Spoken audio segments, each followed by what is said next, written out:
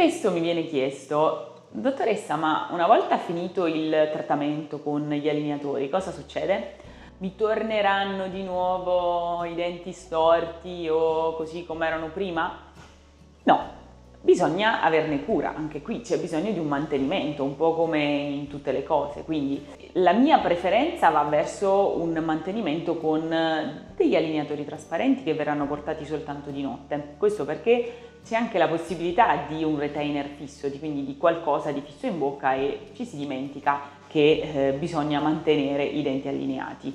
Questa cosa è sempre possibile, ma io preferisco non avere qualcosa di fisso in bocca perché questo ci limita anche nell'igiene e nella pulizia. Se si è bravi e costanti nel portare queste mascherine trasparenti soltanto durante la notte, ci aiutano a mantenere i denti sempre nella stessa posizione e soprattutto a riuscire ad avere anche un'adeguata cura. Poi queste mascherine trasparenti di notte ci proteggono anche dai movimenti fisiologici che tutti facciamo, quindi ci sono momenti di maggiore stress dove possiamo digrignare o serrare e quindi queste mascherine ci servono anche come protezione proprio per i nostri denti e per le nostre articolazioni. Questo è molto importante perché in una prima fase i denti devono stabilizzarsi, quindi noi li abbiamo spostati e dobbiamo stabilizzarli di nuovo in quella posizione che abbiamo raggiunto. Quindi questo succede all'incirca per i primi 6 mesi, per il primo anno, in base poi alla complessità dello spostamento che è stato realizzato. Dopodiché c'è uno spostamento fisiologico, quindi anche a pazienti che non hanno fatto un trattamento ortodontico i denti nel tempo si sposteranno, quindi tenderanno a venire in avanti.